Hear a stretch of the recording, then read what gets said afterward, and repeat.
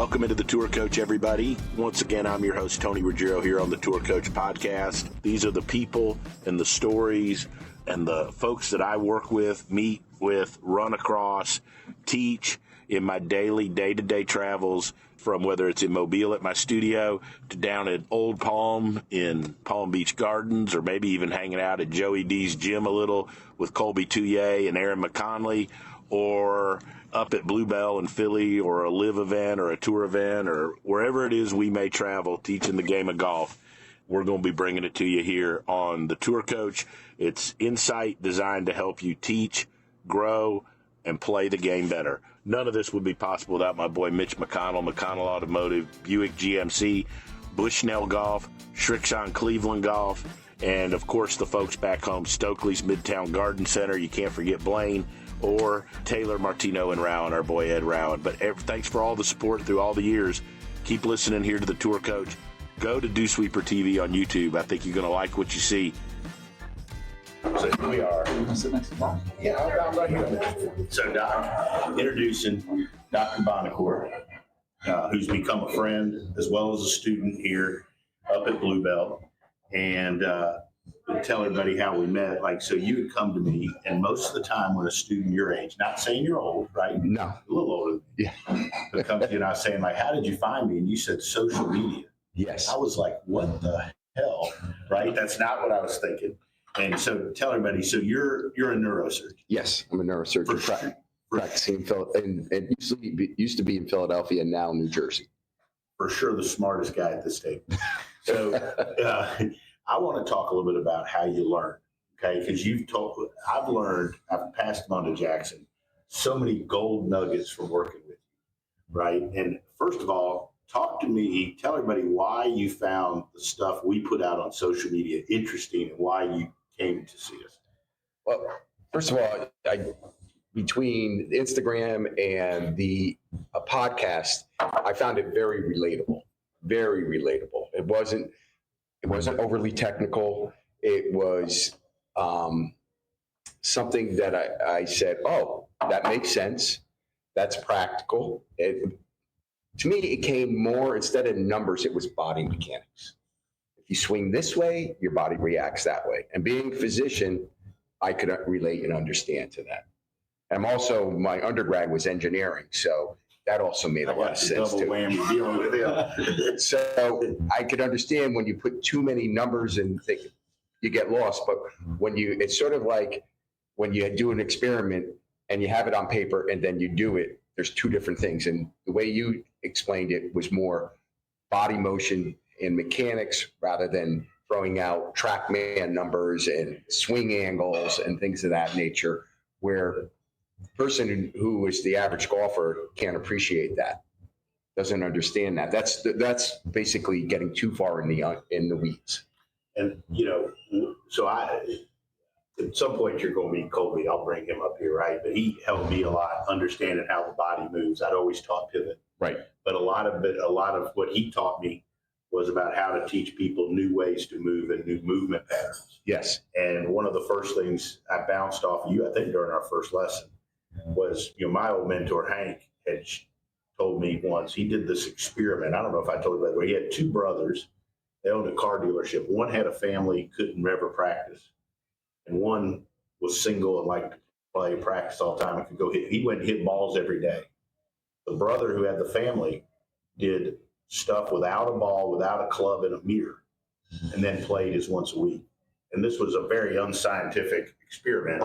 But Hank, at the end of the year, the one who couldn't go hit balls every day, did the stuff in the mirrors, handicap dropped by like 30% more than the other. Well, then again, body movements. And then the biggest thing is he's actually seeing what he's doing.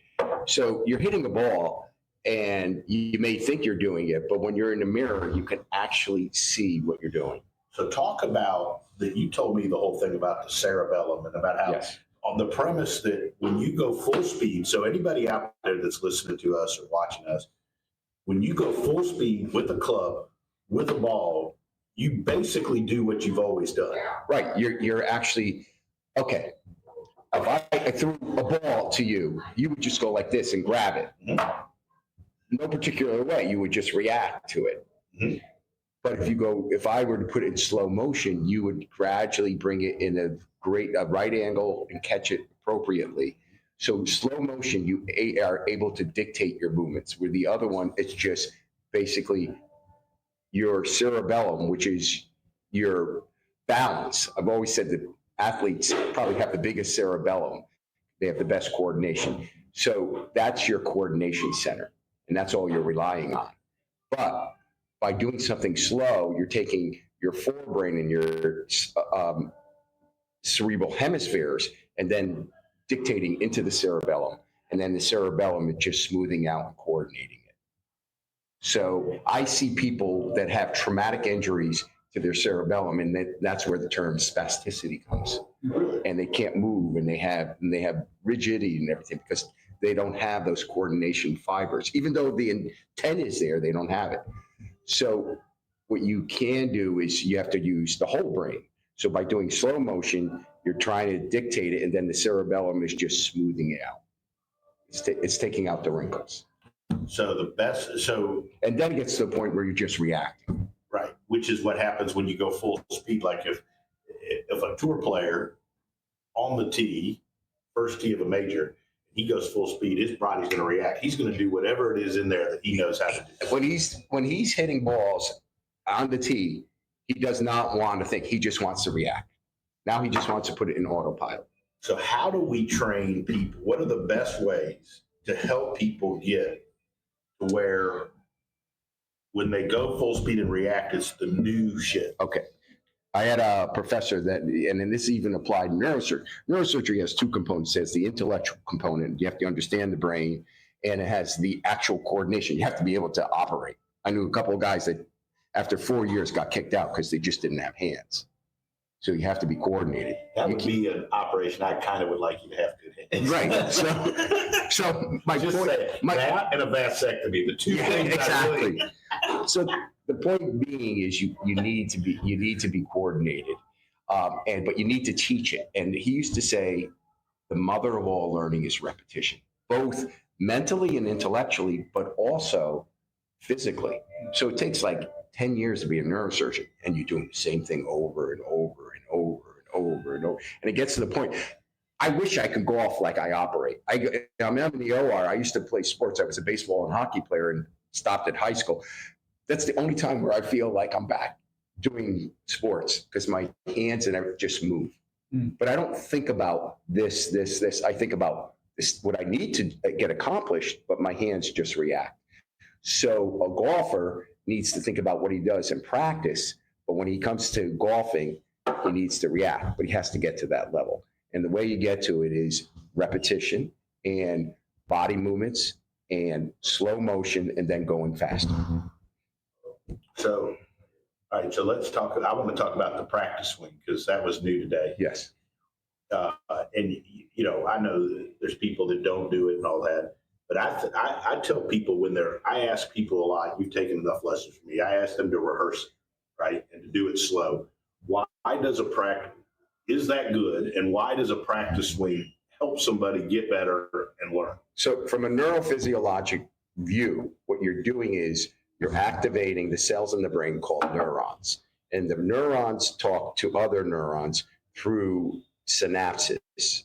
And so when you're doing it slow motion, you're saying it very slowly, loudly, and it's getting there. And the next time you do it, they've already heard it, and then they can do it. So analogous to, say you lived in the Northeast, and your driveway had snow.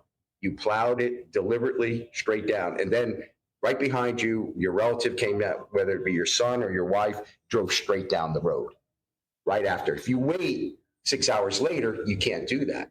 So you slowly do the first track, plowing. The second time you go through, you can go really quickly and easily. So same thing with the highway of the brain, to be analogous. The neurons will make the initial one, they fire this electrical stimulus, they're still reacting, and then the second one comes in much easier, much quicker. And we've known for a fact, so you have a neuron and another neuron, and in the middle is the highway, which is your synapses. And that's actually called, they have myelin. And myelin is the coating. And they found out with repetition, you get thicker and thicker myelin. So the coating gets better and thicker, and you could do it over and over and over. It's like making a track. You're making a track. You're literally making a track. And we know that physiologically that you're making more of a track, more of a mile. Now, if you're doing it the wrong way, you're going to make the wrong track. Which goes back to like the story I told you about the old teacher, Tom Ness, who told the guy, when you go practice, you're just getting better at not being any good, right? Right. This guy Exactly. just went full speed and he didn't slow down and he didn't try to make a change, right? Exactly. Going at full speed. So that's why when I deliberately practice, but I also try to get the feedback, because I do like to practice, but I don't want to put in bad errors. Okay. So one of the things we chatted about on the range, and this was happenstance. Some of it was just because, sometimes you figure things out of necessity for something else, right? Like, so we would have these groups of good young players, and we had to see them all and get them through, and we'd put them in groups, but they would come in and they'd only, just based on the people we had and the time, like they would go get 20 to 30 minutes in the bay. And then they would go do the chipping and putting, and then they'd go do, they go do some something else, and then they'd come back to us. And I was always stressed and worried that the player wasn't getting enough, right? Like that was me, because I'm used to 1 hour lessons or 2 hours. And I had a good player who's now pro, Will McFadden. Yeah. And Will said to me at the end of the weekend, he said, "That's the best one of these has ever been, and that's the most I've gotten out of it." I was feeling stressed, like I was feeling like people didn't get enough. And I said, "Well, why?" And he said, "Because I got to go in there and I got my info and I got a little bit of, feedback. And then I got to go do something else and kind of think and process it and do other stuff. And then when I came back, I was a little further along, and we got to analyze, had I processed it right or done it right versus leaving at the end of 2 hours." Right. So is that a better way to That's learn? Absolutely a better way, for two reasons. One, that's the way your brain works.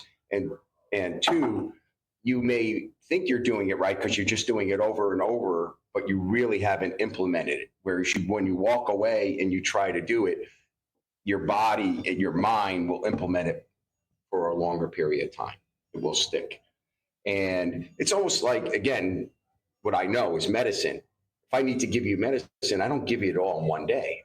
You take one pill a day for 7 days. It's effective. Even though I could give you 7 pills in one day, it's not effective. You can only take so much medicine in one day. And that's the same thing. The brain needs a chance to rest. Just like we talked about when you study, if you were to study for 6 hours and then sleep for 6 hours, or sleep first for 6 hours, wake up early and cram for 6 hours and take the test, the person who slept on it for 6 hours would do better than the person who crammed 6 hours just prior to the test. And one would think, well, it was fresh in his mind, but no. You have to let the way the brain works, it has to absorb it. And basically, you have to give those cells a chance to develop that cognitive tissue. So I love this. Hey, go. Yeah, 100%. So what happens when you've got a player in front of you, if you're talking about body stuff, but they relate everything to hand? Yes. What's the difference between that? One is feel as opposed to, what do you mean the hand? So the first time I got fired by a really good player. Okay. We were always doing pivot stuff because it'll happen again. Because he would shift his pelvis off of it. His chest was over here, and he would slide back under it, right? So he'd get under it, hit blocks and hooks. Right. And we always worked on pivot stuff, so I was trying to correlate feels like that. Right. And it would look better face on video, but he would always tell me what he felt with his hands. Mm-hmm. I see. And I was always trying to hammer him on his body stuff. Well, that's the whole thing. He was doing the end result. And Tony actually did. I'm a more handsy guy, and he made me concentrate more on my body. And so my hands it was him, not me. It was him. And what happens is your hands will control your body. So what I was trying to do was do everything with my hands, and my hands were leading my body, and was setting my body out of it, swaying, whatever. But then it's sort of the dog wagging the tail. the body Right. is dictating to the hand. So he would put the cart before the horse. So, but you're going to feel with your hands, because here's, again, and I don't want to get technical. No, you can get there's different receptors. There's receptors, the most sensitive receptors, meaning touch, feel, pain, are in your fingertips and like in your lips and in your tongue. That's where the most sensitive area is. So if I took a pin and you could tell me exactly where it is on your finger, I say, open your eyes, and you're exactly right. Now I take that pin and I put it on your back. You're like, oh, it's near my shoulder blade. The receptors aren't as much. Sort of like a TV doesn't have as many of the dots for, HD TV. Instead, so your back only has 1,000, whereas your fingertip has 1,000,000. So people are going to have so much sensation in their hands that they're going to try to dictate their body what to do. Because when you do it with your body and you're turning your axial body, you're not feeling that feedback like you are in your hands. And I had to break that, and I had to trust it. So my body was wagging my tail. So and I was getting my hands out of it, and my hands were just naturally going into. I feel like 5 or 10% of my lessons, I typically try to get the club to respond from the body, right? What Yes. you're saying. Yeah. But 5%, 10% of people, you do it with the club and their body responds better. It's always funny to me when I figure out which one it is for that person. Does that make sense? It does make sense. And I have another friend who keeps telling me he's a hands player, and every time he tries to change it, and I think it's because he practices with his hands all the time, and he makes his swing adjust to where his hands are, Right. and his body adjusts to where his hands are and reacts to that. But really, it's the body. But the thing about the body is, again, you don't have as many receptors in your body because you have to. You have to operate with your hands. You don't operate with your chest. Yeah. But once you get that, the thing is, the body's your core. So you're going to get your strength, and you're going to get your stability, and then everything else is going to fall into play. And so one of the things I've learned in trying to train people is that it is using resistance, where like if you pull them into their fall, like if you sliding, and I've got a band that's pulling you into sliding, and you have to resist it and do the other. Mm-hmm. People tend to learn that quick. It's reactionary. Yes. People will learn with reactionary. But if I've put something there, like just up against their hip, like when you take it away, they haven't really learned. No, because that's static.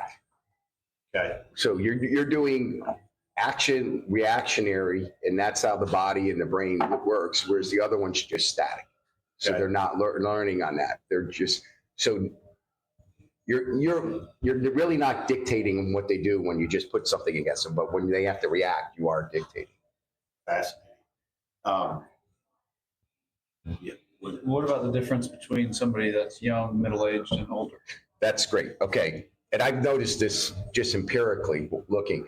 Like, I've been practicing and playing for years, and I get a little bit better each year. And then I had my son who just went through the roof really quickly. And I see some of these kids at the country club, they start off as little ugly ducklings, and they go to swans. And I'm like, how many years? It's the plasticity of the brain. The saying, you can't teach an old dog new tricks, is not totally true. It just takes longer. So a puppy is going to learn much quicker than an older dog. So a younger person is going to learn quicker than a 20-year-old, and a 40-year-old is going to learn slower than the two before. That's just the way it is. It's just natural, but it doesn't mean it won't happen. So it will happen. It's just a slower pace. So what about differences in teaching juniors versus somebody that's in their, do the same drills work or do the same? You know what I've noticed, and I sort of fascinated, because I'll play at a club where there's a lot of good players that started young and played in college and everything. And I remember once playing with this guy, and he had such a gorgeous swing, and his game, he shot in the low 80s, but nothing great. And I said, wow, your swing is so much better. He goes, well, I'm busy. I had kids. I played I was captain of my high school team. I played 1 year in college. I go, when did you start? He goes, well, I started when I was 6. And it's like, and I've noticed the ones that have the most graceful swings are the ones who start really early. that have those natural graceful. And every time I see someone, I could always say, you started early. You started. I think that people that become good players often, they pick it up later in life, but then become good players, often have swings that aren't what you would call technically, but they're very functional. They figured out how to make things functional. You're exactly right. They oftentimes go out and they just start playing, right? And they're trying to figure it out while they play. Right. Versus, so I think it becomes more functional versus having, I don't know if that's right or not. Well, that's what I've noticed is that the other, like my son, again, and I only do it as a reference, has a really, really nice swing. And I always ask him, he can't, I just do it. Yeah. I just do it. And he knows little stuff, but he doesn't know anything close to what you do. And he doesn't teach me, and I don't ask him to teach me. Now, so with the drills, like using those bands we've done, or the knee band, is that equally as effective with somebody that's 65 as it is with somebody that's 17? I think it's probably more effective with the older people. I think the older you are, you have to do something more physical, more reactionary, and that the younger kids have that more plasticity and they could learn quicker and they don't need it as much or as long. So put it this way, the older person has to do it more often. So you could tell the young kid do it once a week, where the older guy, you say, do it 10 minutes every day. Right. Well, to me, younger people, like especially young kids developing, to me, you have a lot, they're able to be more visual and watch things and go do it. Yes. Versus an older person slowing them down and making them have to do it. Yes. Is more effective. So yes, the older person needs to do the exercises or the drills in a slower pace than the younger person. Both would benefit from it, but it has to be, we'll use the term, more deliberate. The older you are, the more deliberate. The more deliberate. Now, why is that? Is it because there's more shit up there? There's just more scar tissue and everything. There's more neurons. It's just like, you can remember everything when you're a young kid, and then when you get older, you don't remember anything. You can't, like you see him, but I can't remember his name. Well, it's just like a computer. There's so much data in there. Doesn't mean, has nothing to do with your intellectual ability. It has everything to do, there's just more interference. Mm-hmm. There's more interference. So we use the term in neurosurgery, there's more plasticity. It's a cleaner brain. Doesn't mean it. Is there a difference from male to female in training? No. Really? There's a difference in brain size, but it doesn't mean anything. They've done intellectual studies and exactly the same, but a man's brain is 14 pounds, a woman's brain is 12 pounds, and has no effect on anything. And same thing with no difference. Yeah. I didn't know my brain was bigger than Yvonne. I'm going to use that later. Well, again, there's just there's no difference. So slow is the older you are, the slower you should do it. But for anybody, is slow. So slower rehearsals and practices before you hit. Just before you hit are better, right? Right. Now, what about? Do you ever see some of the pros? I was watching the British Open or the Open. Yeah. And I was watching Justin Rose, and he was doing a slow, deliberate move, and then he got up there and went. His practice swing was a slow, brought it back, went down, and went through. And there's several players that do that.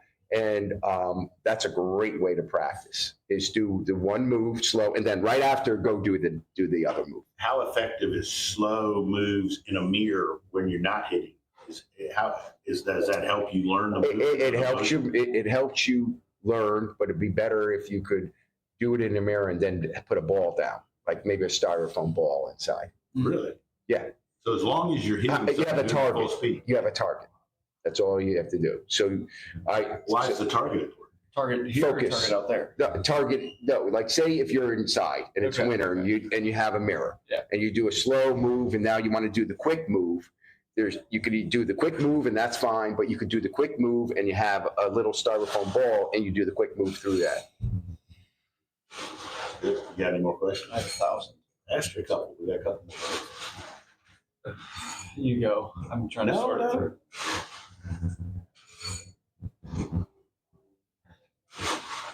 Ask one. Come on. So, what about training on the golf course? Oh, Because there's a massive difference. yes. I think, yes, absolutely. The closer you can get to what you want to accomplish, the best. Yes. So if we all lived in a perfect world and we could go and practice and take lessons on a course, that would be definitely more beneficial than a range. In fact, going back to what Tony said, if you did your 20 minutes of swing here and then your 20 minutes of putting, and then you went on the course, and that would be good. In fact, Tiger Woods, and if I had more time in my life, I read about stuff like he would say his best day was go in the morning and practice, then go play 9 holes. And I found out myself the best thing, if I had time to go, and sometimes at my club, I'll go practice and I'll just like I did last night, and I'll go jump and play 4 holes.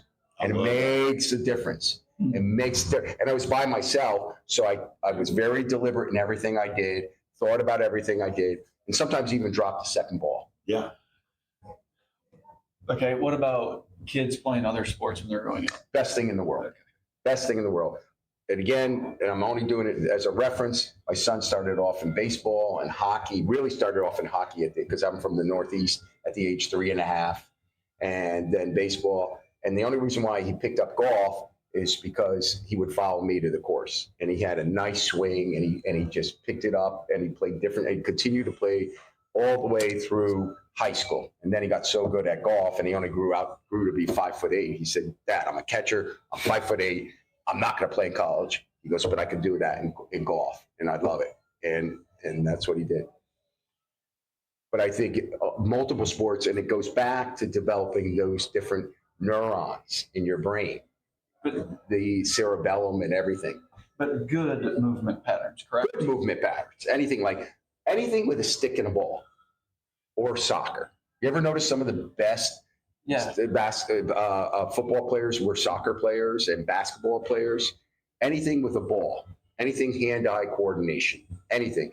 Tennis, baseball, stick in the ball, hockey. And I think hockey is great because in hockey, you have to stabilize that lower body. Right. And you got to actually treat it as 2 axes, upper axis being the chest and shoulders, lower being the pelvis. And you have to have balance. In fact, the only way I learned how to hit out of the sand was I thought I was on skates when I was in the sand. And then I could hit the ball out of the sand. They're like, "How do you hit the ball out of the sand?" And I go, "I just think about balance." And I always think I'm on skates and I'm hitting a puck. We filmed this a month ago, and it's going to come out in a few weeks, but a piece where I learned to tarpon fish.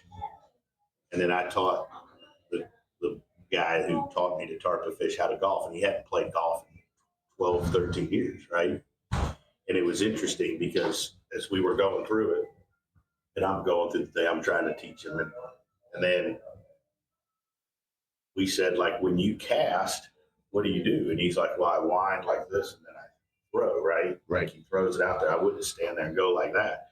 And once he made the connection that it was the same basic movement, he was able to hit it really. I mean, this guy hadn't hit the ball in 12 years, and he was ripping some 8, 7 irons.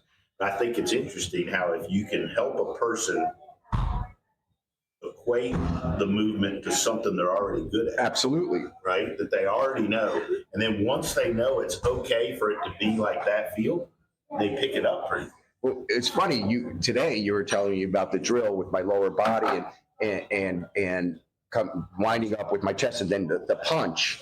And I didn't tell you, but I boxed a little when I was in the Boy Scouts. Nothing that I would ever tell anybody about, but I knew how to throw a punch. But that's why I knew how to throw. No, but my whole point is nothing that I would ever talk about.